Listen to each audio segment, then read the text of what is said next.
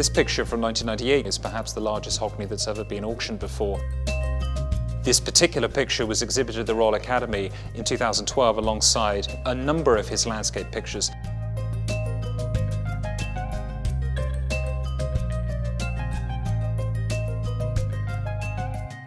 Double East Yorkshire landscape actually comes out of a first-hand experience of this extraordinary landscape, which was afforded Hockney in the early 1950s when he worked part-time on a farm.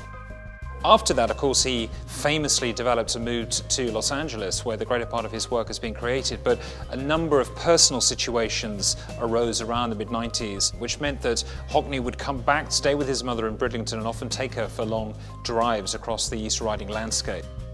So he was perhaps refreshing himself with this wonderful landscape which he'd grown up with, only to then paint this extraordinary painting from the comfort of his Californian studio. What's so tangible in this picture is not only the scale of the landscape, but also the incredible colouring.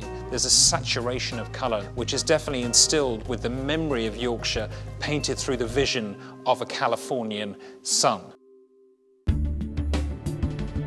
We have a wonderful, typical, characteristic early 1960s bather painting that similar concerns of colour and these wonderful compositions remain as important to him, say 40 years later in the late 1990s as they first appeared in the early 60s.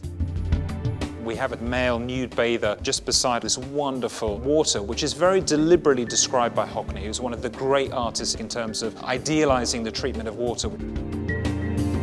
These pictures rather succinctly bookend, if you like, his early career in the 1960s when he was just emerging on the Californian art scene.